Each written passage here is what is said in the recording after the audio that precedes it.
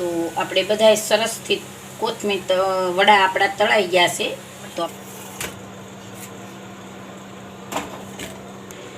એક આપણે જોઈએ જો મસ્ત બની ગઈ છે. જય માતાજી, હું દયાબેન પરમાર અમરેલીથી. મારી ચેનલનું નામ દયાબેન ડીનું રસોડું. તો આજે આપણે કોથમીર વડી બનાવશું. તો કોથમીર વડી બનાવવા માટે આપણે આ કોથમીર લીધી છે.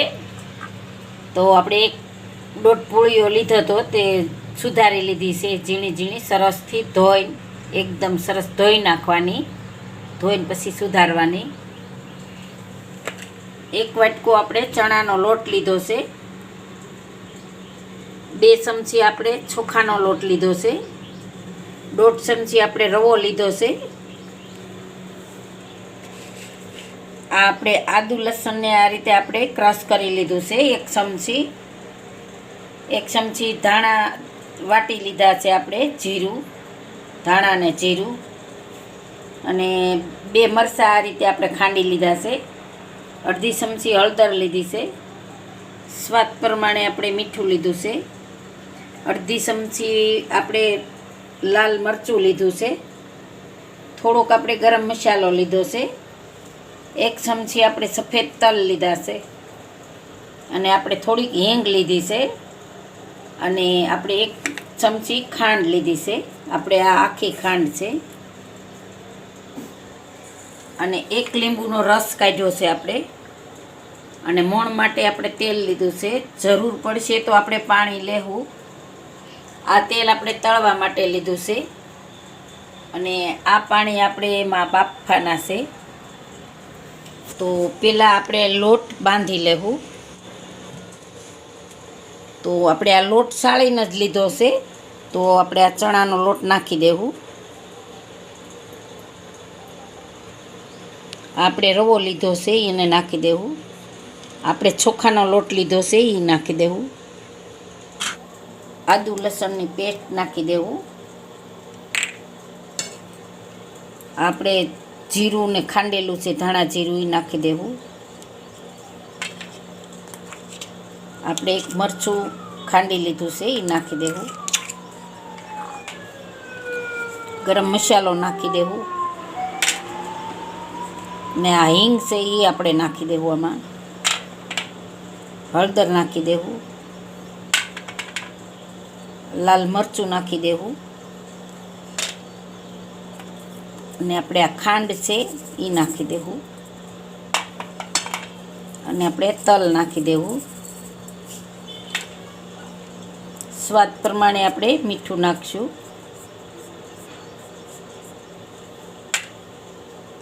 અને મોણ માટે આપણે તેલ નાખશું, થોડું 2 ચમચી જેટલું, અને આપણે આ લીંબુનો રસ છે એ નાખી દેવું.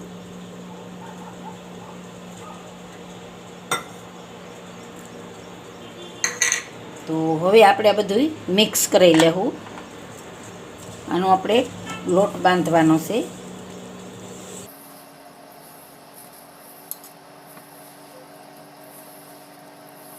આમાં આપણે બધું નાખ્યું છે એટલે પાણીની જરૂર તો 2 ચમચી જેટલું પડશે આમાં.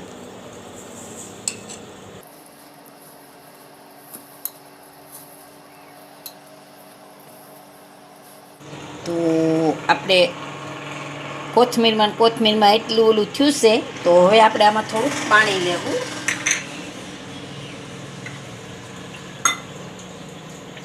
આપણે જોહે એ પ્રમાણે આપણે પાણી હવે આમાં નાખશું, કારણ કે કોથમીર આપણે કોરી થઈ ગઈ હતી એટલે પાણીની જરૂર પડે આમાં.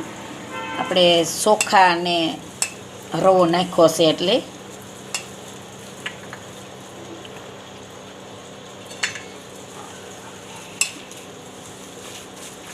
તો આપણે 3 ચમચી જેટલું પાણી નાખ્યું છે.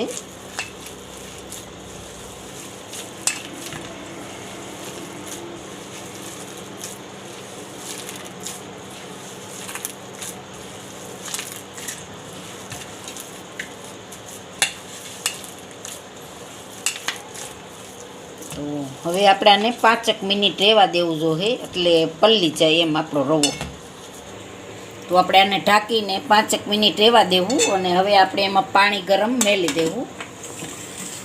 તો આપણે ગેસ ચાલુ કરશું અને આપણે આ પાણી ગરમ થવા રાખી દેવું. તો હવે આપણે આમાં આ થાળી નાની લીધી છે એમાં આપણે તેલ લગાવી દેવું.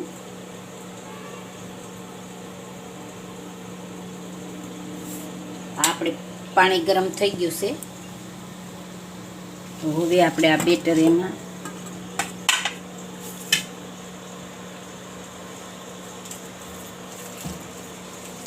તો એકદમ સરસ થઈ ગયું છે.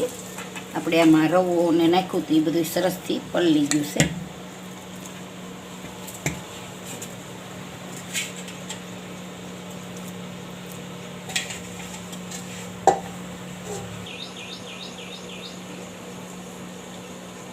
તો હવે આપણે આને થોડું થોડું ફેલાવી દેવું આ રીતે.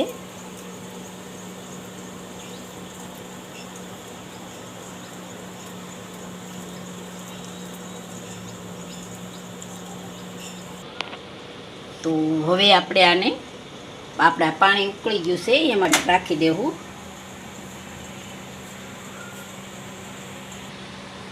અને આની ઉપર આપણે થાળી ઢાંકી દેવું આ રીતે. હવે આપણે આને 5 થી 10 મિનિટ જેવું આપણે એને સડવા દેવું.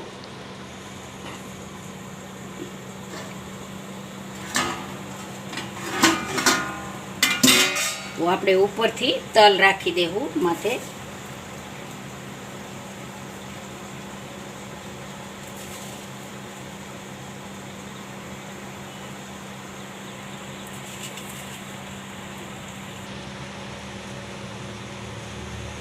તો આમાં આપણે ઉપર તલ નાખી દીધા છે અને હવે આપણે આ થાળી ઢાંકી દેવું.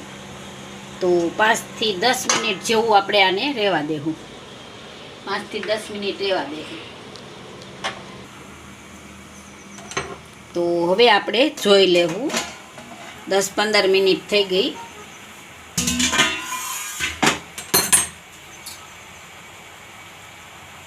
જો આપણે આને ચાકે જોઈ લેવું.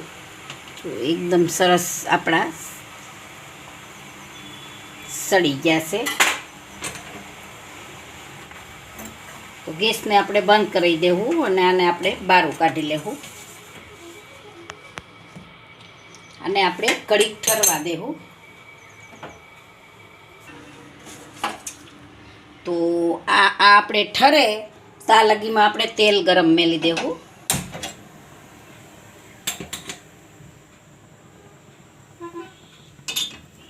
તો તેલને આપણે ગરમ થવા દેવું ધીમા ગેસે.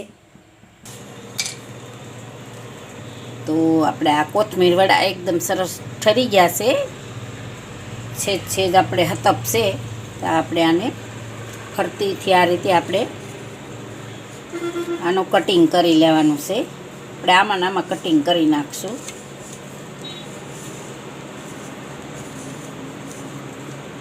જે પ્રમાણે પીસ પાડવા હોય એ પ્રમાણે આપણે આ રીતે પીસ પાડી લેવાના.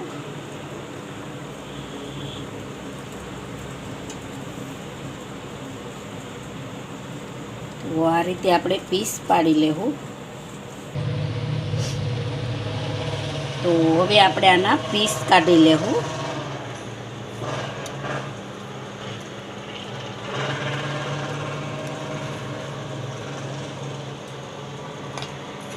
આમાં આપણે મેકતા હતા પીસ કાઢીને પછી આપણે આને તળવાના છે.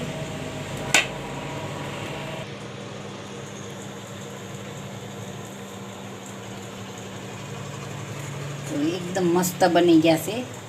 તો આપણે આ બધા પીસ આ રીતે બધા કાઢી લેવું.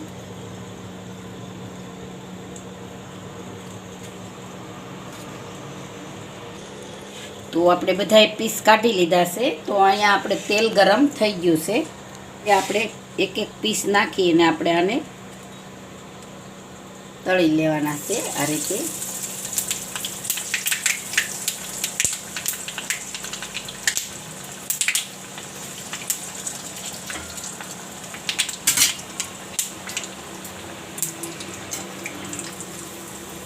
આપણે આ એમનેમ ખાવા હોય તો ખાઈ શકીએ.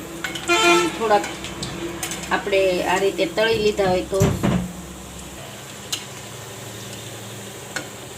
આ રીતે સરસથી આપણે તળી લેવાના. તો આ રીતે આપણે બધાય તળી લેવું.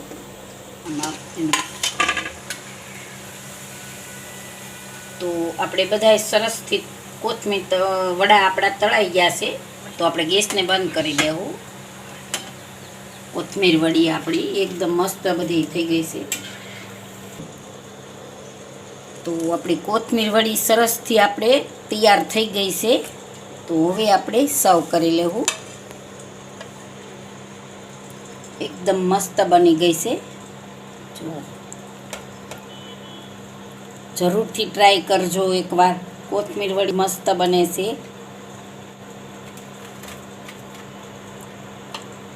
ફટાફટ બની જાય છે.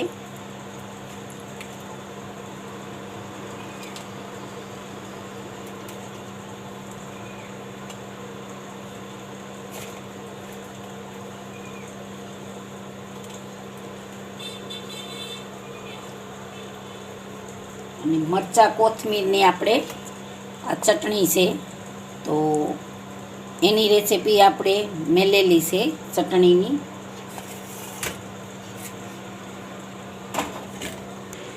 એક આપણે જોઈએ. જો મસ્ત બની ગઈ છે. એકદમ સરસ બની ગઈ છે કોથમીર વડી આપણી. તો તૈયાર છે આપણી કોથમીર વડી. જો મારી રેસીપી પસંદ આવે તો લાઈક કરજો, શેર કરજો અને સબસ્ક્રાઈબ કરજો. બેલ આઇકન જરૂર દબાવજો. કોમેન્ટ કરીને કહેજો કે તમને કેવી લાગી કોથમીર વડી.